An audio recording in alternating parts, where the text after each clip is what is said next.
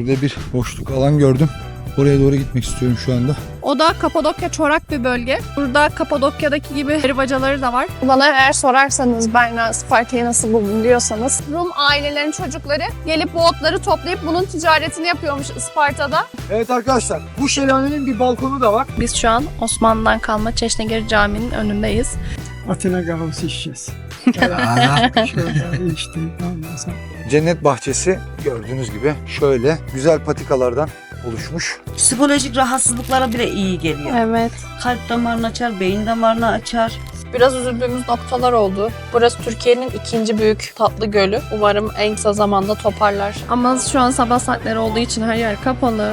O yüzden yiyemedik. Buradan Afyon'a kadar, hatta biraz daha Antalya'ya doğru uzanan bir vadi burası. Evet sevgili dostlar, yepyeni bir videodan hepinize merhaba. Nasılsınız? Umarım iyisinizdir. Hoş geldiniz. Tahmin edeceğiniz üzere arkamızda da koskoca bir bariz tabela. Isparta'dayız. Şehirlerin klasik yazılarından, klasik tabelalarından birinin önünde. Evet. Bugün açılış yapmak istedik size. Isparta'dayız. Evet. Bugün Isparta'yı gezeceğiz arkadaşlar. Niyetimiz o yönde. Tabii ki de bu kanalın ailecek gezginiz değil de spontane gezginiz olarak değiştirmesi taraftarıyım hala. Spontane gezeceğiz. Nereye gideceğimizi inan bilmiyoruz. Isparta'yı evet gezmek istiyoruz ama öncelikle plan Barla var. Bulunduğumuz yer çok güzel bir yer. Burası Isparta'da bulunan Kirazlıdere bölgesi. Şu anda oradayız. Açılışı da buradan yapıyoruz. Biraz Kirazlıdere'yi gezeceğiz. Kısa bir gezimiz olacak burada. Isparta'ya kuş bakış açısıyla yukarıdan biraz bakacağız. Sonra aşağıya doğru iniş yapacağız. Buradan sonra da arkadaşlar Barla'ya gideceğiz. Barla neresi Berna'cığım? Barla Isparta'nın önemli tarihi köylerinden bir nokta. Isparta'ya ilk kez geldim. Barla köyüne de ilk kez gideceğiz.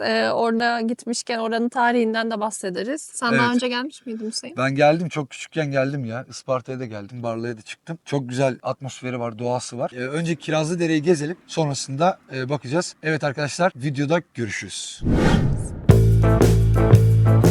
Kirazlıdere Sosyal Tesisi Isparta'da doğayla baş başa kalmakta isteyenlerin sıkça uğradığı bir yer. Yerel halk buraya genellikle hafta sonları aileleriyle birlikte güzel bir gün geçirmek için, temiz hava almak ve doğanın tadını çıkarmak için tercih ediyor. Çocuklar için oyun alanları, geniş piknik yerleri ve yürüyüş parkurları var. Yani herkes kendine göre bir şey bulabiliyor burada. Özellikle yaz aylarında etraf yemyeşilken yapılan piknikler ya da doğada kısa yürüyüşler burayı daha da keyifli hale getiriyor. Tesisin içindeki kafe ve restoranlarda hem hafif bir şeyler atıştırmak hem de yöresel tatları denemek mümkün. Ispartalılar için Kirazlıdere huzurlu bir ortamda vakit geçirmek ve sevdikleriyle birlikte doğanın tadını çıkarmak için ideal bir durak diyebiliriz. Öyle çok özel bir şeyler yapmak gerekmiyor. Sadece burada olmak bile iyi hissettiriyor. Evet, şimdi burada bir cam teras varmış arkadaşlar. Cam terasa doğru ilerliyoruz ama giriş serbest mi değil mi bilmiyoruz. O tarafa doğru ilerleyeceğiz. Cam teras geçici süre için kapalıymış arkadaşlar. Şöyle gösterelim biz de sizlere. Güzel bir manzarası var gibi duruyor. Biliyorsunuz manzaraları severiz. Biz Bursalıyız. Şuradan yine bir manzara göstereyim sizlere. Şuradan içeri giriyorsunuz anladığım kadarıyla. Biz de drone'la çekim yapmak istedik ancak şu anda tadilat vesaire başka bir sebeple bilmiyoruz. Kapalıymış. Neyse, burada gezecek çok yer var. Bir takım drone uçurma çabaları içerisindeyiz. İlginç bir ağaç gördüm. Kestane ağacı galiba bu. Arkadaşlar drone uçuruyor burada. Açı bulmaya çalışıyorlar. Telesiyeç var. Buradan binip aşağıya parkın olduğu noktaya inebilirsiniz. Bu alanları yeni yapmış belediye. Ama çok güzel, nezih bir ortam oluşmuş. Bisiklet yolları var. Yukarıdan belirli izleme alanları yapmışlar. Şimdi Andık Deresi ve Zilgen Şelalesi'ne gidiyoruz arkadaşlar. Aracımıza binip.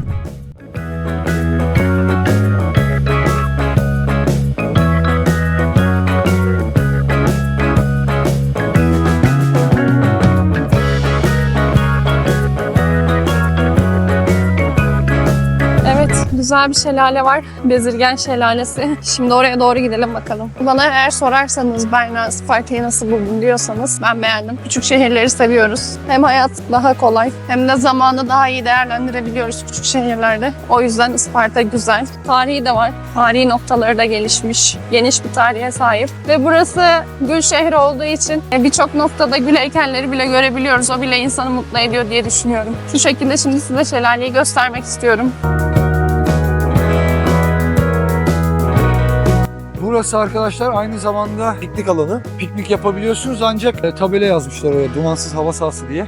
O sebeple mangal yakmak yasak ama kahvaltınızı alıp burada gelip kahvaltı yapabiliyorsunuz. Bence Isparta halkı için çok güzel bir alan inşa etmişler. Güzel etkinlik yapılabilecek bir yer. Hatta dün gece de buradaydık biz. Gece ışıkları ve ambiyansı da gayet güzel yapılmış.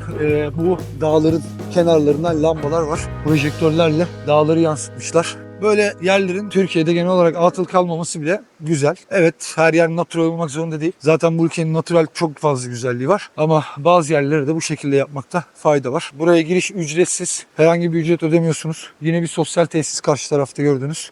Yani gayet güzel. Her belediyelerden bu tarz hizmetler bekliyoruz. Değil mi Berna Hanım? Evet, çalışıp halka hizmet istiyoruz. Kesinlikle halka hizmet etsinler. Yeter. Başka bir şey istemiyoruz. Evet arkadaşlar, arkamızda gördüğünüz şelale aslında yapay bir şelale. Bu şelale iki gözyaşı olarak nitelendirilmek amaçla yapılmış. Burada eskiden geven otu çıkıyormuş bu dağlarda. Osmanlı ve Rum ailelerin çocukları gelip bu otları toplayıp bunun ticaretini yapıyormuş Isparta'da.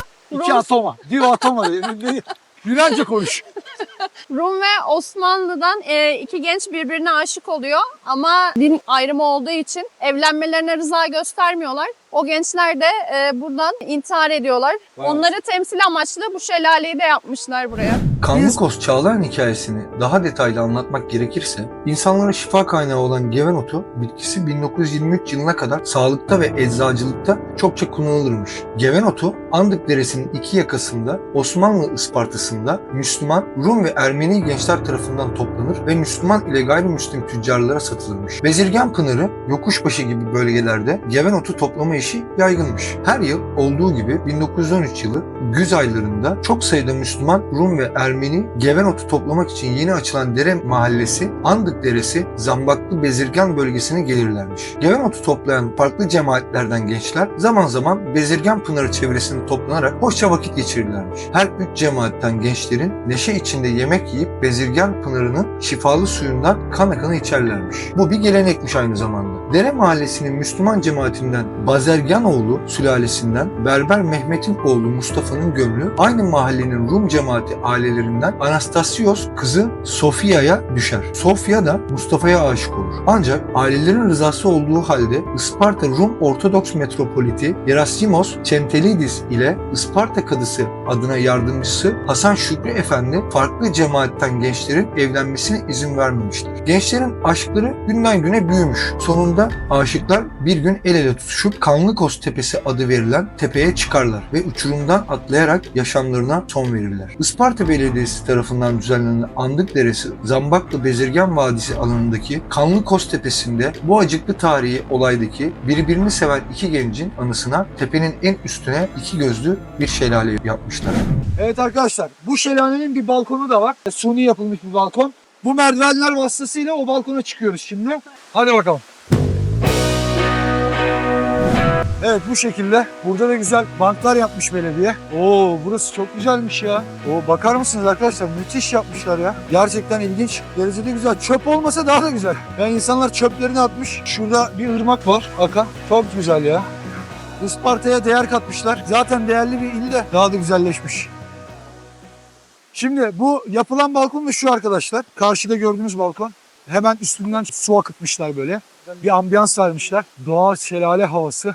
Yani suni olsa da gayet güzel.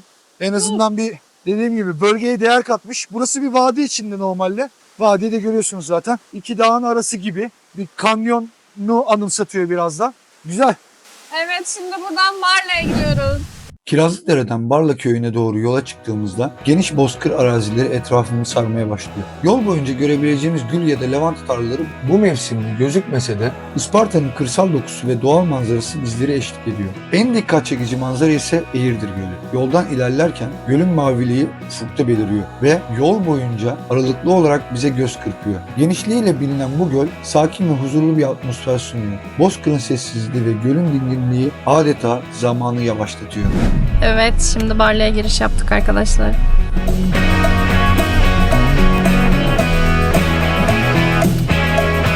Barla neresi diye eğer soruyorsanız, Isparta Eğirdir'e bağlı tarihi bir köy burası. Biz şu an Osmanlı'dan kalma Çeşnegir Camii'nin önündeyiz. Bu cami yapısı hiç bozulmamış, Osmanlı'dan kalan nadir camilerden bir tanesi. Hem bu camiyi gezeceğiz hem de Bediüzzaman Said Nursi'nin evini ziyaret edeceğiz. Bu köy Roma dönemine ait paranın ilk basıldığı yerlerden bir nokta. Barla'dan Roma, Bizans, Selçuklu ve Osmanlı devletleri geçmiş. Tarihinin de izleri bu köyde kalmış. Şimdi hep birlikte köyü turlayalım. Şu yazılar falan hep Osmanlı'dan kalma. Bu cami Osmanlı'dan kalma, yapısı hiç bozulmamış nadir camilerden biri. Hanımlar girişinin kapısının da kısa olması.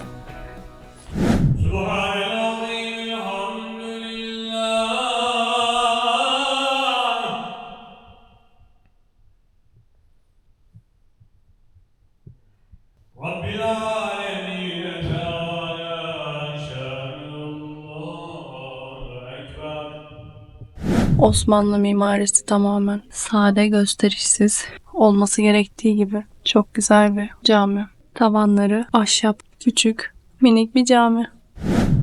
Anadolu'nun bu köşesinde dağların ardında saklanmış küçük ama ruhu büyük bir yer var. Adı Barla. Bu köy sadece doğasıyla değil, insanın samimiyetiyle de sizi içine çeker. Buraya ilk adımınızı attığınızda her şeyin yalınlığı ve huzuru sizi sarar. Barla'da zaman adeta başka türlü akıyor. Eğridir Gölü'nün serin suları, dağların kucakladığı topraklar ve eski taş evler hepsi burada yaşanmış bir hikayenin sessiz tanıkları gibi. Tam inzivaya çekilmelik bir nokta. Şu evin konumuna bakar mısınız? Yani gördüğü manzaraya bakar mısınız? Çınarın altında Aha. esas. Şöyle çaprazlı mesela evin üstünde yatardık o zaman topraklı. Tamam. Çapraklı sonra onun kulübesi var. O çok güzel bir kulübeydi. Üstü etrafı şeyle, üstü böyle çatı gibi korunaklı falan güzel bir kulübeydi. Hı. Bir kilim, bir de seccadesi vardı. Oraya gezi çıkardı. Tesbihatı yaptı. Nurcu'dan orada yapardı. Biz de aşağıda dinledik babaannemle. Damdı yatardı. İlk geldiğinde ben yumurta götürdüm. 4 tane. Bir de ekmek götürdüm. Ekmeği almadılar. Ekmeğiniz var dediler. Telefonu onu götür. Ama yumurtayı alalım çoktan boşayalım yani dedi. 4 yumurta 100 paradan 10 kuruş ederdi. 100 para 2,5 kuruş. Onun parasını mı verdi sana? He, öyle elimi kapattı. Alma diyem alma dedi. Bunu almasın yumurtadan alay gidersin dedi. Alacaksın verme dedi. Alacaksın dedi. Öyle aldı fiyatı. Öyle bir hatıramdı vardı. Parayı vermeden üstad şeyi almıyor değil mi? Almıyor. Hediye almıyordu. Almıyor. Bu cami Selçuklu. Evet. Yani Selçuklu yapısı. Selçuklu yapısı. Yani Selçukluların veziri Saddeti diyor, Çeşnigil Paşa diye bir paşa almış burayı.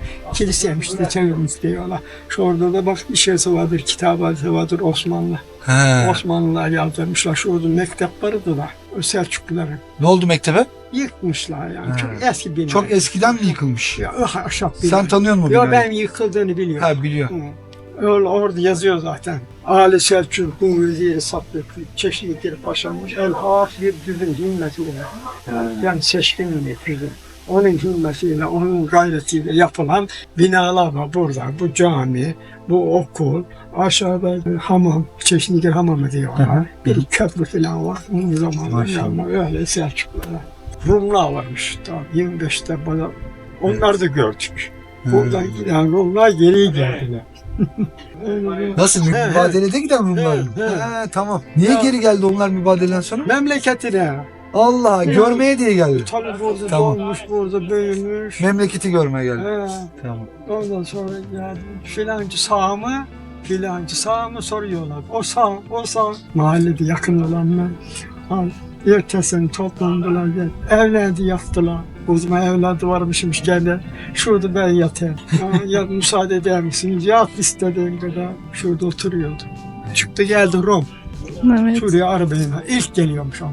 15 yaşında girdim. Tam 45 sene oldu 60 yaşında geldim buraya dedi. Şimdi şu anda 60 yaşında. Şuraya vardı. Şuraya arabayla geldi. Ve arabadan eğildi nasıl ben Barlalıyım. Gel bakalım yaşlılar hep biliyorlar. Ben de varlılıyım deseydin. Biz heyecanlandık. Kim neredesin sen? Nerelisin? Yani Barlalı olup da Barla'ya gelmeyenler de var yani. Anladım İstanbul'da. çok eski. Ben Rumlardanım dedi. Kim neredensin? Rumlardan. Biliyorlar. Lakapları mağapları. Ne kimi dediyse dediydi o zaman. Ondan sonra gel bakalım gel. Filancı Sami, filancı Sami. Arkadaşım vardı Türklerden. Var ya Ankara'da, İstanbul'da filan. Ben abisiyim, ben işeysin diye tanıştılar burada kahve. Yok bizden bir şey kahve. Ondan sonra kahve getirmişler Atina'dan. Atina kahvesi içeceğiz. Şurada içtik ondan sonra. Ertesi sene 30-40 kişi toplandılar geldiler. Eyvah. Kimi saz, kimi keman, Eyvah. kimi cümbüş. Eski barla havalarında. Kırıldılar geçtiler. Maşallah. Oynadılar. İsim ne ettiler. amca? Mehmet Yılmaz. Mehmet amca. Hı. Tanıştığıma çok memnun oldum. Öyle bir şey var. Allah razı olsun. Suyumuzu doldurduk bu tarihi çeşmeden. Bu da Selçuklu Osmanlı yapılarından bir çeşme daha. Burada çok fazla çeşme görebilirsiniz kalıntılar arasında. Şimdi arabamıza binip Said Nursi'nin evini ziyaret edeceğiz. Evet arkadaşlar, şu anda Barla'da bulunan Cennet Bahçesi'deyiz. Cennet Bahçesi gördüğünüz gibi şöyle güzel patikalardan oluşmuş. Kademe kademe bayır aşağı doğru gidiyor. Aşağıda da akan bir nehir gibi bir şey var. Böyle güzel, ağaçlık, doğal bir yer. Burada daha önce Said Nursi Bediüzzaman dedikleri, işte kimilerine göre aslında evliyası ünvanı verilen bir kimsenin 8 sene kadar yaşadığı bir yer. Kendisi Barla'ya sürgüne gönderiliyor o dönem için ve sürgün döneminde zaman zaman da buraya inip bu cennet bahçesinde işte Risale adı verilen kitaplarını yazdığı söyleniyor. Böyle bir yer. Burada herhalde çeşitli meyve ağaçları varmış. Aynen. Onlara da sahip çıkmışlar sonra. Bu kiraz herhalde bu. Değil mi? Yok değil. Yani kurak bir bölgenin ortası. Evet değil mi? Nasıl öyle yemyeşil kalmış? Kiraz ağaçları var şurada.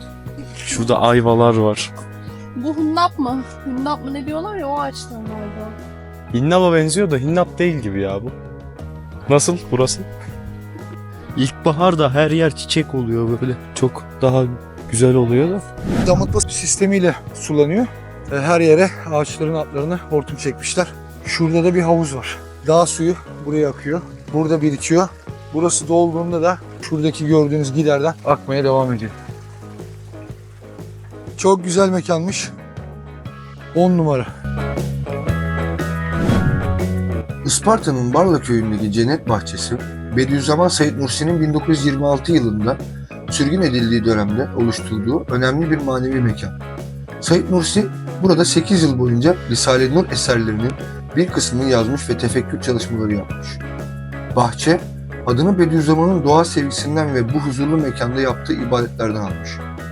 Ben burayı yıldız saraylarına değişmem sözleriyle Barla'nın doğasını ve huzurunu övmüş. Bugün Cennet Bahçesi, ziyaretçilerinin manevi atmosferi deneyimlediği ve doğanın güzelliklerinin tadını çıkardığı bir alan olarak dikkat çekmekte. Köyün merkezinde böyle küçük mini dükkanlar açmışlar. Hem yeme içme ihtiyacınızı karşılayabilirsiniz hem de burada ahşap işçiliğiyle yapılmış hediyelik eşyalar alabilirsiniz. Şimdi buradan Said Nursi'nin evine doğru yürüyelim. İyi günler. Hoş bulduk. Ne sabunu bunlar abla? Defne. Evet, Zeytinyağlı. evet. Doğal onlara yapıyoruz. Barla'ya ait kafa ot süpürgesinin size otunu göstermek istiyoruz. Hep mentol. Bunu Mentollü. içtiğim zaman psikolojik rahatsızlıklara bile iyi geliyor. Evet. Kalp damarını açar, beyin damarını açar. Beyin tümöründe falan kullanılıyor. Migrende falan iyiymiş. Dikkat Aslında dağınıklığında falan. çok iyi geliyor. Ben şakaklarıma sürdüm. Çok nefesimi açtı. Bunu yatmadan içeceksin. Evet. Hiçbir şey düşünmeden uyur kalırsın. Evet, şimdi içeriye doğru yürüyoruz. Burası aynı zamanda turistik bir yer arkadaşlar. Said Nursi'nin evinden dolayı. Bediüzzaman'ın çınarın üstünde bir yatağı olduğu ve orada zikir yaptığı sabah namazlarını söyleniyor. Sürgünde olduğu evde şu gördüğünüz. Orada artık dükkanlar var. Cumartesi pazar buraları çok yoğun oluyormuş genelde. Evi burası. Çınar bu. Şu gördüğünüz yerde oturuyormuş sabahları. Orada Kur'an-ı Kerim okuyormuş. Her yerden su akıyor. Güzel güzel çeşmeler var. Çok güzel de manzarası var. Yaklaşık 620 yıllık ağaç arkadaşlar. Çok böyle sofistik bir havası var bu köyün. Evi tabi restore etmişler. Sürgün hayatının 8 yılını burada geçirmiş. Din adına çok fazla katkıda bulunduğu söylenilen, asrın evliyası olarak nitelendirilen bir kimse Said Nursi. Barla'da tanıştığımız Mehmet amca köyün cami imamı. Yüzündeki derin çizgiler uzun yılların tanıklığını ve gönlündeki sevgiyi anlatıyor. Kısa ama sıcak bir sohbet ederken Mehmet amcanın anlattığı bir hikaye bize çok şey anlatıyor. Barla'ya yıllar sonra ziyarete gelen eski Rum komşuların köy meydanında karşılaşması, bir araya gelip kahve içmeleri, Barla havalarında oynamaları. Bu olay bize bir şey söylüyor. Halklar arasında dostluk ve kardeşlik sınırlarla ya da din farklılıklarıyla sınırlı değil.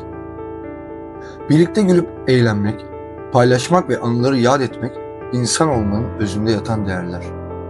Barla'da bu kardeşlik ruhunu hissediyorsunuz. Geçmişte yaşanan acılara ve ayrılıklara rağmen burada insanlara gösterilen değer ve saygı her şeyin ötesinde. Mehmet amcanın anlattığı bu hikaye bize şunu da hatırlatıyor. İnsanı insan yapan ırkı veya dini değil, gönülden kurduğu bağlar. Gerçek dostluk ve kardeşlik farklılıklara rağmen bir arada durabilmek, beraber bir kahve içip sohbet edebilmek. Barla bu sıcaklığı ve insan sevgisini en güzel yansıtan yerlerden biri. Burada her köşe, her sokak dostluk ve kardeşlik hikayeleriyle dolu. Ve bu topraklarda geçmişin izleri, dostların hikayeleri ve Anadolu'nun o derin ruhu her zaman yaşıyor. Barla'da bir gün batımına tanıklık etmek, Anadolu'nun ne demek olduğunu anlamaya yaklaşmaktır. Mehmet amca ve Barla'nın diğer sakinleri sıcak gülümsemeleri ve misafirperverliğiyle bu toprakların özünü yansıtıyor. Ayrılırken sanki biraz burada bıraktığınız bir parçanız varmış gibi hissettiriyor Barla. Geçmişin izlerini, dostların hikayelerini ve Anadolu'nun o derin ruhunu burada bulursunuz. Herkesin bir anı bıraktığı ama kimsenin tam olarak ayrılmadığı bir yer Barla. Evet arkadaşlar, Barla'yı da gezmiş bulunduk hep beraber. Şimdi Eğridir Gölü'ne doğru iniyoruz. Eğridir Gölü'nde görüşürüz. Görüşürüz.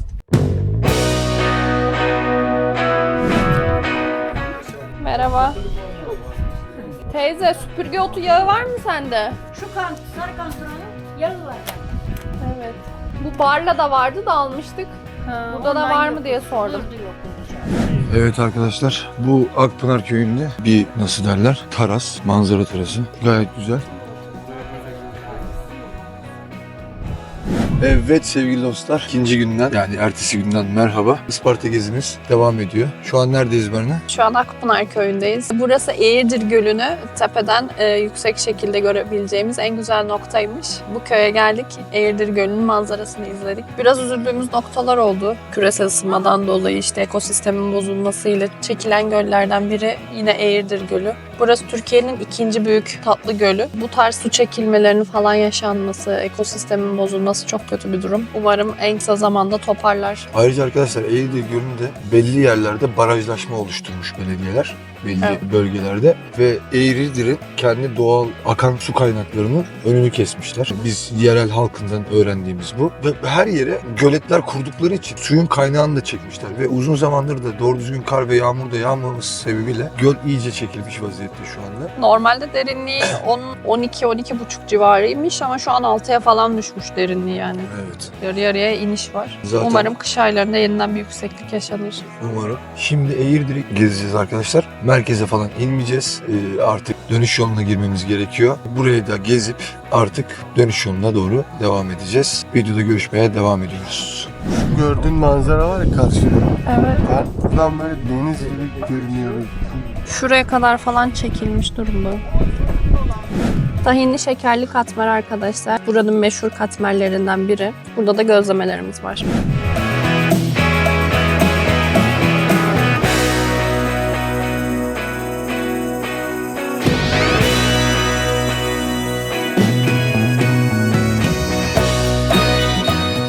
Evet arkadaşlar, şimdi Akpınar Köyü'nden ayrılıyoruz. Eğirdir Gölü'nün kenarına doğru iniş yapıyoruz.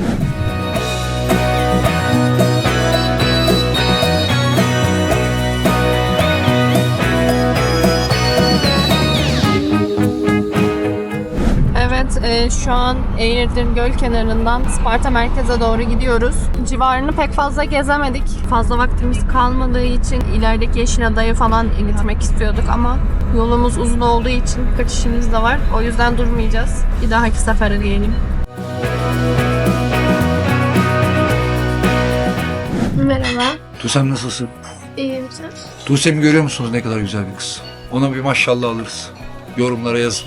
Evet sevgili dostlar, yepyeni günden yine merhaba. Merhaba. Bugün Isparta'da 3. ve son günümüz. Artık dönüş yapıyoruz. Aranızda videolarımızı izleyenleriniz varsa eğer, Trilli videosundan Leyla ve Hakan var. Şu anda Leyla'nın evindeyiz. Sabah zaten 7 oldu saat. Yola çıkıyoruz. Bakalım Afyon üzerinden Bursa'ya doğru dönüş yapacağız. Yolda da ufak tefek çekimlerimiz olacak. Videoyu o şekilde bitirmeyi planlıyoruz. Hep beraber izleyelim.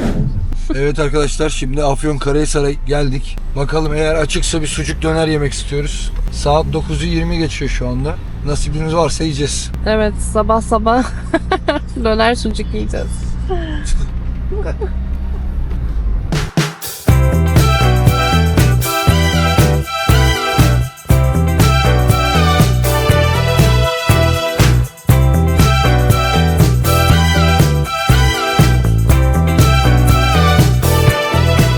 Arkadaşlar, sabah çok erken olduğu için şu anda birçok yerdeki dükkanlar kapalı hala. Döner 11'de hazır olacakmış. Ama bize nasip olmadı yemek. Siz uğrarsanız size nasip olsun. Biz şimdi yolumuzun üzerinde Özdilek var. Oraya gidiyoruz. O civarda bir sucuk dönerci bulacağız. Evet arkadaşlar, şu an Afyon yolu üzerinde Özdilek'te mola verdik. Normalde hayalimiz sucuk döner yemekti ama şu an sabah saatleri olduğu için her yer kapalı. Özdilek içerisinde bile yapılıyormuş ama 11-12 civarı. O yüzden yiyemedik. Bir de burada lokum tezgahı var. Afyon'un lokumu meşhur olduğu için buradan lokum alacağız.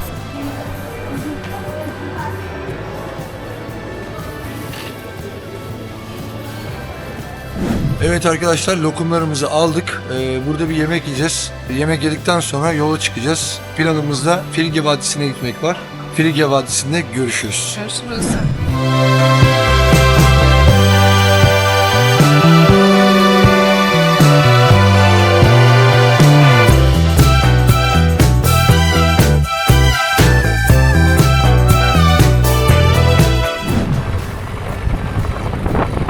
Evet sevgili dostlar, Frig Vadisi'ne geldik. Kütahya yolu üzerinde Frig Vadisi'ne uğradık. Burası Frigyalıların yaşadığı bölgelerden bir tanesi. Buradan Afyon'a kadar, hatta biraz daha Antalya'ya doğru uzanan bir vadi burası. Parça parça, bölüm bölüm. Biz şu an Kütahya bölümündeyiz. Yolumuzun üzerinde olduğu için buraya uğramak istedik. Bir Frigya mağarasını gezmek istedik. Şimdi mağaraya uğrayalım hep birlikte. Frig Vadisi, Kütahya'nın doğusunda yer alıp 55 kilometre boyunca uzanarak ilin tarihi zenginliklerini keşfetmek isteyenler için önemli bir bölge. Bu vadi, Yeni Bosna köyünden başlayıp Ovacık köyüne kadar uzanır ve içinde Sabuncupınar, Söğüt, İnni gibi önemli mağaraları barındırır. Frigler M.Ö. 8. yüzyılda Gordion'da, yani günümüzde Ankara Polatlı ilçesinde kurdukları krallıklarıyla tanınırlar. Ve bu vadideki kaya anıtları gibi yapılar Friglerin mimari mirasının bir parçasıdır. Frig Vadisi'nde yürüyüş yapmak, bu zengin tarihi doğayla birleştirerek keşfetmek mümkündür. Bölgeyi keşfetmek isteyenler için Frig Yolu adlı yürüyüş parkuru da mevcuttur. 506 kilometre uzunluğundaki bu yol Afyonkarahisar, Kütahya ve Eskişehir illerini kapsar ve Friglerin izlerini sürebileceğiniz 3 ana rotadan oluşur. Bu rota Frig Vadisi'ni gezip eski Frig yerleşim yerlerini ve doğal güzelliklerini keşfetmek isteyenler için ideal bir deneyim sunar. Birçok yerde öbek öbek ağaçlar var. Büyük, kocaman kocaman. Ya çam ağacı ya ardıç ağacı. Yani çok değişik kitap kapakları gibi. Ne bileyim, film sahneleri gibi. Güzel karelerin olduğu, güzel fotoğraflık alanların olduğu bir yer. Tuhaf, kayalara bakar mısınız? Sessiz, sakin. Gözlerin çok alışılagelmişin dışında bir manzara var. Tabii ki Kapadokya'da çok daha devasaları var ama burasının atmosferi de fena değil. Evet, buraya da çöplerini atmışlar. İnsanlar yine kayaların arasına çöp sıkıştırmışlar. Biraz yürüdük, arabayı şuraya bıraktık. Biraz daha yukarı çıkıyoruz. Bakalım tepelerde bir şey var mı? Oyulmuş kayalar var, taşlar var. Burada çok fazla yılan deliği de var. Yılandan korkan arkadaşlar gelmesin. Az önce bir tane de gördük zaten. Çok fazla rüzgar var. O yüzden yüksek sesle konuşuyorum. Şuradan bir patika var. Çıkmaya çalışacağım. Ama burası biraz alengirli.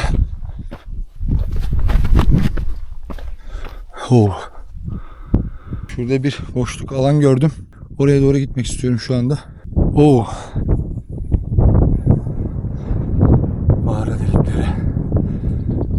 rüzgar yer. Evet, vadinin toprağından bir tane çiçek aldım. Ben temiz ellerden arada çiçek kopartıyorum ve sonra kitaplarımın arasında bunları kurutuyorum. Burada da bir çıkış yeri varmış daha. Biraz daha yukarı çıkalım bakalım neler var. Değişik bir manzara varsa onu da görelim.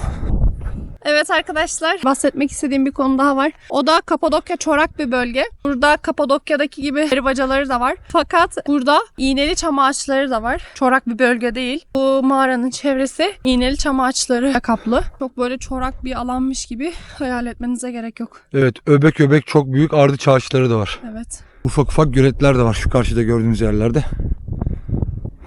Artık iniyoruz.